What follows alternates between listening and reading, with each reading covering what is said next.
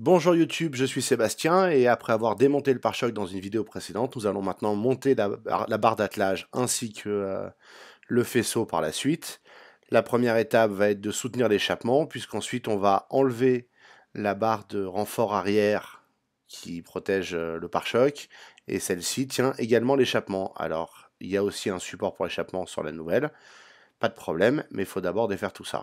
Ensuite, on fera les 3 écrous de chaque côté qui tiennent la barre, et vous le verrez, un petit peu de scie sur les plastiques derrière pour que ça passe. Pour enlever le silent block d'échappement, la seule méthode que je connaisse et qui fonctionne, c'est de passer un tournevis et de faire levier. Attention à ne pas vous l'enfoncer dans la main quand même.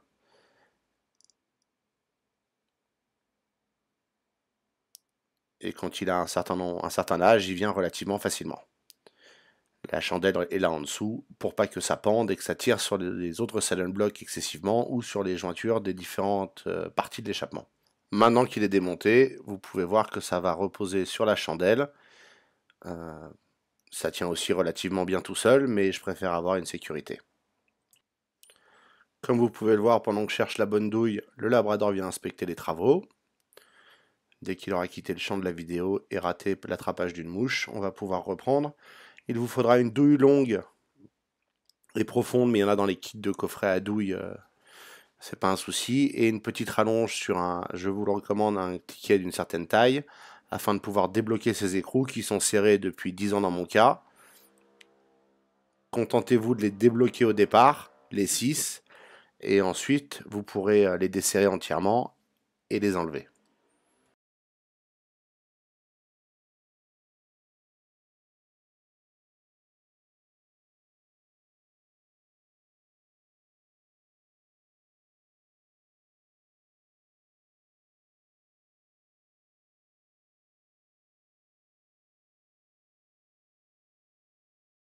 Petite info intéressante, si vous vous demandez si votre voiture a eu un accident, regardez la date sur la barre de renfort arrière, celle-ci à l'âge de la voiture, donc elle est d'origine, donc la voiture n'a pas été tapée derrière, de façon en tout cas notable, sinon elle aurait dû être remplacée, puisqu'elle est là pour se déformer.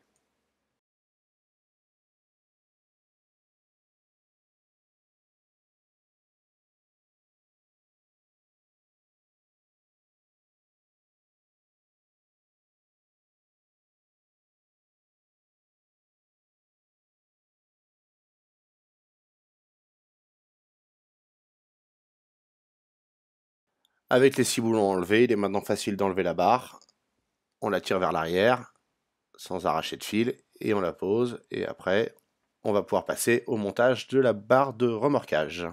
Cette barre de remorquage pèse son poids et vient se placer sur les goujons dont on vient d'enlever la barre d'anti-crash de la voiture. Attention aux fils des radars qui vont vouloir se mettre dans votre passage. Commencez par emmancher un côté et puis présentez l'autre pour vous rendre compte que ça ne passe pas. Ça ne passe pas parce qu'il y a un petit morceau en plastique au milieu qui gêne et que le sous-bassement de la voiture qui fait espèce de fond plat est trop décalé vers le côté droit de la voiture, et donc il va falloir le découper. Par chance, il n'y a pas grand chose de trop, et on va pouvoir garder toutes les attaches, mais on va devoir couper ce petit bout là. C'est visiblement le système BMW est prévu différemment.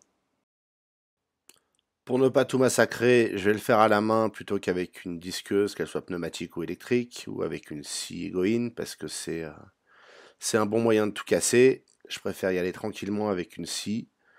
Au moins, je peux le faire, je peux être précis et je peux m'assurer que je ne vais pas trop loin et que je préserve le fond plat de la voiture autant que possible. Et maintenant, on représente la barre pour voir si ça passe mieux. Cette fois, ça s'emmanche, ça rentre, mais ça ne se plaque pas à cause de ce petit morceau de plastique qui dérange évidemment. Voici un gros plan sur le morceau de plastique. Avec la lumière, on ne voit pas très bien, mais il fait partie de tout l'ensemble en plastique noir que vous voyez au-dessus de la peinture blanche. Donc la seule solution, c'est de le couper pour ne pas trop casser de plastique. Donc on ressort la fidèle scie à main et on va s'éclater à le couper.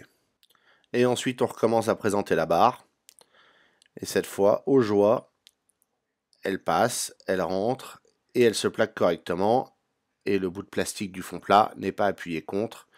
Ce qui veut dire qu'il y a suffisamment de place pour pas que ça casse quelque chose ou que ce soit en force pendant des années.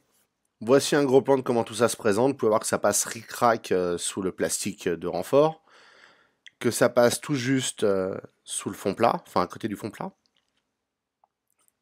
Et les fils arrivent quand même à passer, et ça ne dépasse pas du renfort, ce qui veut dire que ça passera sous le pare-choc, et ça ne dépasse pas du fond plat, ce qui veut dire que ça passera sous le pare-choc aussi. Dans le doute, si vous n'avez pas exactement le même pare-choc, présentez le pare-choc pour vous assurer que ça va passer. Maintenant que la barre est en place, on va pouvoir s'intéresser à la visserie. Dans mon cas, j'ai aussi mis deux des écrous BMW pour la tenir pendant que je faisais une pause. Ça évitera qu'elle tombe. Comme vous pouvez le voir, c'est de la visserie assez basique en chrome vanadium, comme on la trouve absolument partout. Ça me gêne pas pour la boule de remorque parce qu'il y a la friction des deux barres, des deux plaques qui la tiennent de chaque côté. Néanmoins, pour retenir tout le support sur la voiture, je vais préférer remettre les écrous BMW. Je ne sais pas s'ils sont à usage unique, mais ils sont certainement de meilleure qualité. Parce que ça va quand même prendre tout le poids de chaque remorque et chaque secousse directement en traction dans le sens des goujons.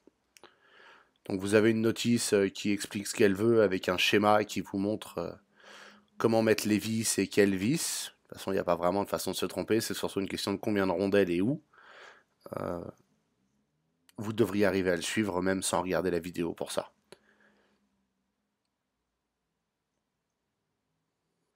Pour le serrage, vous voudrez un serrage ferme, voire fort, avec une clé à cliquet idéalement ou une barre de force.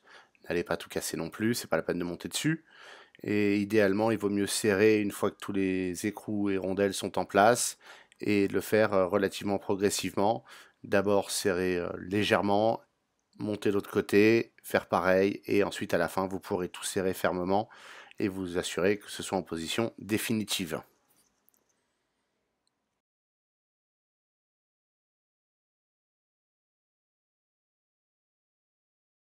Et maintenant, je vais monter la boule de remorque, plus pour voir comment elle se présente que parce que c'est le moment idéal pour le faire. Comme vous pouvez le voir, je vous mets par terre avec une bonne vue du mécanisme. Vous m'excuserez pour les brins d'herbe, c'est de la nature, on ne peut pas y faire grand chose. Comme vous pouvez le voir, ça rentre pas complètement tout seul, il faut légèrement écarter les barres, elles ne devaient pas être maintenues correctement quand ça a été soudé. Et une fois que vous avez la boule en place, il faut mettre les vis et les écrous et les rondelles et tout le bordel, ainsi que le support de la prise électrique pour la remorque. Préparez les vis dans la platine de la prise pour pouvoir maintenir l'ensemble en place un petit peu, parce que vous avez a priori que deux mains et il y a une platine, la barre de remorquage, la boule de remorquage, ainsi que les vis à mettre, ça fait beaucoup pour deux mains. Donc avoir les vis déjà dans la platine vous permettra d'y arriver sans tout faire tomber. Devinez ce que j'ai fait avant de passer à ce morceau-là de la vidéo. Maintenant que tout est en place, je vais finir mon serrage définitif de la barre en travers de la voiture. Comme ça, je sais que tout rentre, je sais que tout va en place. Vous gagnerez du temps parce que vous m'avez vu le faire. Comme vous pouvez le voir, c'est un serrage ferme.